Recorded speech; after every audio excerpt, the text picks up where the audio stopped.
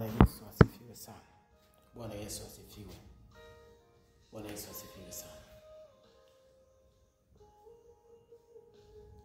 Kuomba ni jambo ambalo linatakiwa liwe desturi kwa Wakristo. Kuomba ni jambo ambalo linatakiwa liwe desturi kwa Wakristo. Kwa sababu tunasisitizwa tudumu katika kuomba pamoja na kushukuru. Lakini ukiangalia Wakristo wengi hatujaelewa tunapoambiwa tudumu katika kuomba.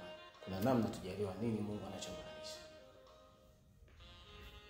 Kwa sababu ukiangalia katika maisha ya Wakristo wengi, baada ya majukumu yetu ya kazi, kwa sababu ya mzunguko wa maisha, asubuhi tunaamka, tunakwenda makazini, jioni tunarudi majumbani. Kwa tunaona mara nyingi mtu asubuhi kweli, na inawezekana sio wote au sio mara zote, mtu anamshukuru Mungu kwa sababu amemlaza vizuri siku kucha na amemwamsha vizuri, na anamuomba Mungu kwamba mlinde anakwenda kazini afike salama. Ni desturi. Pia jioni anaporudi, sio wote, baadhi anaweza kumshukuru Mungu amemwezesha kuwa salama na amemrudisha nyumbani salama. Lakini sehemu kubwa sana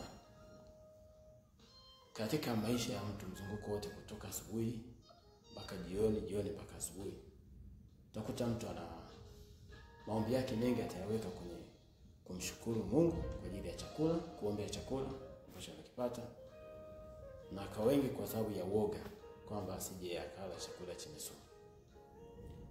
Lakini pia mtu anaomba ili aweze kulala vizuri, kwa sababu uoga wake ni kwamba asije akalala vibaya, akakabwa na wachawi labda.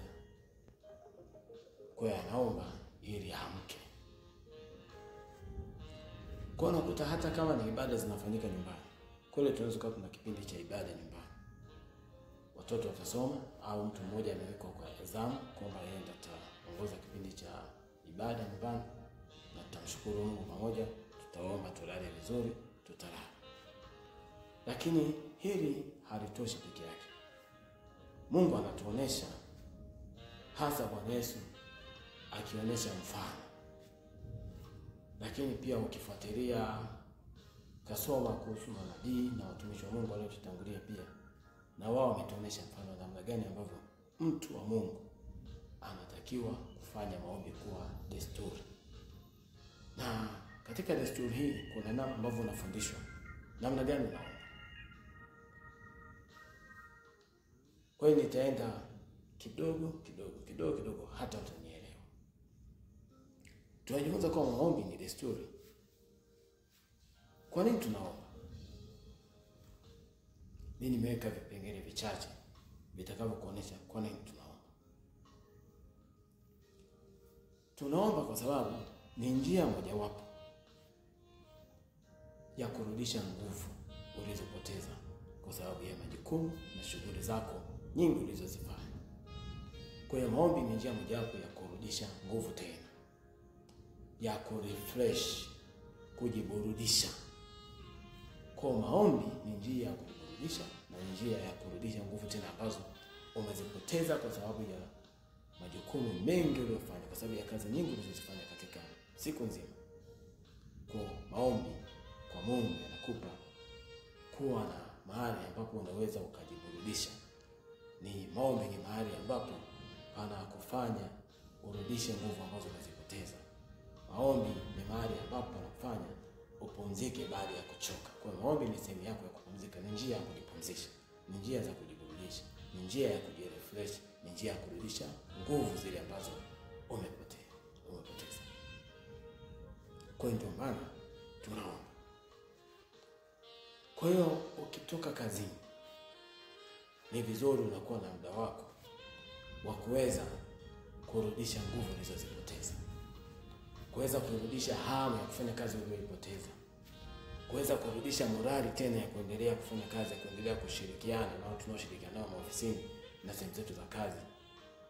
Kurudisha morali tena ya kukaa na wale watu ambao wametujibu vibaya labda au wamefanya kilicho kibaya mbele yetu, na mahali pale ambapo sisi wenyewe tulireact vibaya. Kwa maombi ni njia ya kufanya kurefresh, kurejeza tena morali, kurejeza tena nguvu, kurejeza tena hali ya kufanya kazi. Ndio maana Bwana Yesu ilikuwa ni desturi yake. Imeandikwa kutwa ile asubuhi alishinda hekaluni, jioni alikwenda mlimani kule, alilala na kuomba. Ilikuwa ni desturi yake, kutwa nzima anashinda hekaluni. Ikifika jioni mlimani, asubuhi hekaluni, jioni mlimani. Maana yake nini? Asubuhi kutwa nzima kazini, jioni ni muda wa kurefresh, ni muda wa kujiburudisha, ni muda wa kurudisha nguvu zilizopoteza, ni muda wa kurejesha tena morali, ni wakati wa kurejesha tena hali ya kufanya kazi. Hata na watu ambao walikukwaza, hata na watu ambao hawakujibu vizuri, hata na watu ambao wamekuwa ni kikwazo kwenye maisha yako, kwa unaweza kurudisha tena hali ya kufanya nao kazi kwa njia hiyo ya maombi. Kwa hiyo sasa, hata kama ukichoka, ni wajibu wako hakikisha unaomba ili kurudisha nguvu. Hautakiwi kuacha kuomba, inatakiwa iwe desturi. Hata ukishindwa kuomba sasa, umeshindwa kuomba leo, hakikisha unatafuta muda kufidia ili kurudisha morali tena ya kufanya kazi siku nyingine. Jambo la pili, kwa nini tunaomba? Tunaomba kwa sababu kuomba ni njia ya kuumba, ni njia ya kupanga, ni njia ya kutengeneza tunavyotaka mambo yawe. Kwa hiyo ni njia ya kutengeneza, ni njia ya kuumba, ni njia ya kupanga na kutengeneza tunataka mambo yaweje. Kwa hiyo kuomba kwako ni kutengeneza, ni kupanga, ni kuumba tunachotaka kiwe. Kwa hiyo kama unataka mambo fulani yawe kesho, unavyotaka iwe kwa watu, unavyotaka iwe kwa washarika, unavyotaka iwe kwa waumini, unavyotaka iwe kwa watu ambao wameokoka hivi karibuni, unavyotaka iwe kwa familia yako, unavyotaka iwe kwa watoto wako, unavyotaka iwe kwa wateja wako unaowahudumia, unavyotaka iwe katika ofisi yako, unavyotaka iwe kwa wanao kuongoza, unavyotaka iwe kwenye taasisi unayofanya kazi, unavyotaka kazi ziwe, unavyotaka kufanikiwa, ni vizuri uombe kuwa vile ambavyo unataka iwe. Kwa hiyo maombi ni kupanga au kutengeneza au kuumba vile unavyotaka iwe. Kwa mfano, tunamwona Paulo ni mfano kutufundisha namna gani alivyokuwa anaomba, na ilikuwa ni desturi hivi.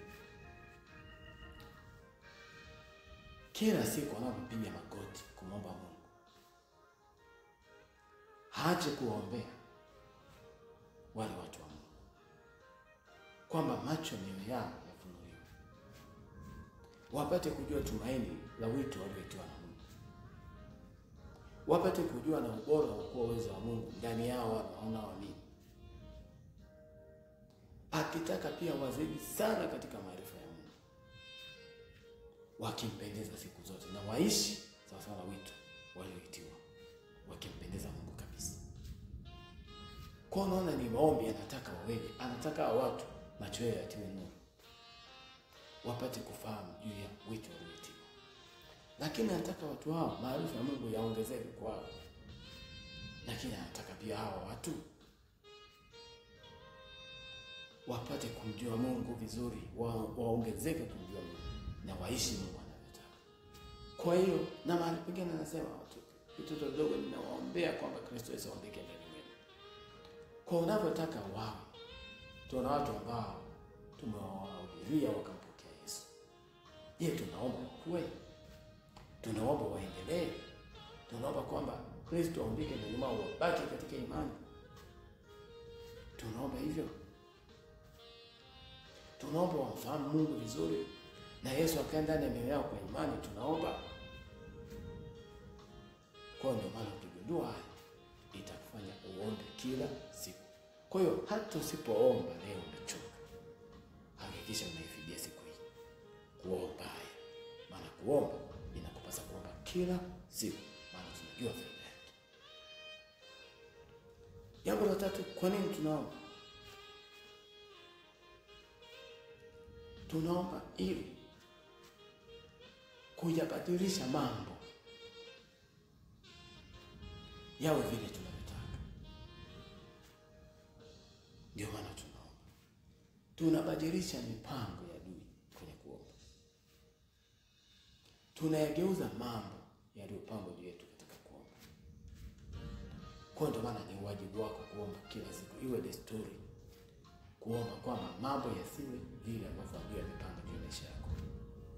Unaomba kuzuia kwamba isiwe vile ambavyo adui amepanga juu ya maisha yako. Na unapoomba kwamba kila yaliyotumwa kuja kwenye maisha yako kutokea yarudi kule alikotoka. Mimi yasipate, nisiwe vile ambavyo umenikusudia, lakini ikawa kwa wale ambao wamefanya yawe kwangu. Ndivyo ninavyotakiwa kuomba.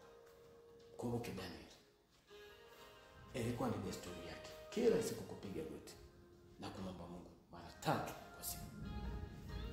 Na alipokuwa anapiga goti, tunaona kabisa kile ambacho Danieli alikusudiwa kutendewa ndicho kilichogeuka kikawapata wale ambao walikusudia.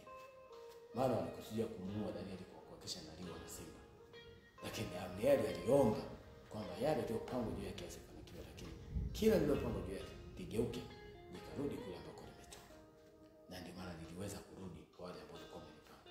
Kwa ndio maana ni wajibu wako kuomba iwe desturi.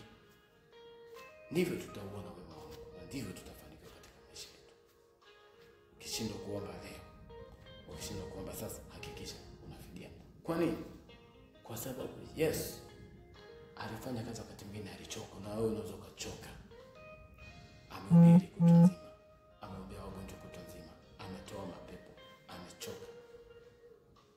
Mpaka amefanya kazi mpaka muda umeenda, ile jioni akashindwa kuomba. Lakini akapumzika, ila asubuhi na mapema aliwahi kenda sehemu ambako hakuna watu, akaomba. Na wewe pia unatakiwa ufanye hivyo. Ukiwa umechoka, lazima uifidie, kwa sababu unajua unapoomba unafanya nini. Amka mapema, tafuta mahali ambapo hapana watu, omba kwa ajili ya siku. Omba, tengeneza unachotaka kitokee kwenye siku. Badilisha yale ambayo yamepangwa juu ya maisha yako. Rudisha nguvu, rudisha morali, ili kwenye siku hii ufanye kazi vizuri tena, na ufanye kazi na watu vizuri tena, ambavyo vinginevyo ukifanya vibaya. Kingine cha kushika, cha kuzingatia,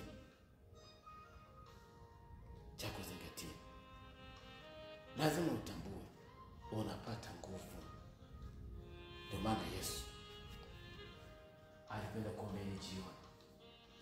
Wanafunzi wametangulia kuvuka ng'ambo, aliweza kutembea juu ya bahari. Kwa nini? Kwa sababu kule kwenye kuomba alirudisha nguvu, uwezo ukaingia ndani mwake.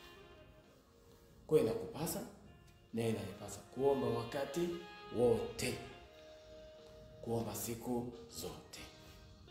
Omba siku zote. Omba siku zote. Ukishindwa kuomba sasa, tafuta muda, fidia kuomba, fidia.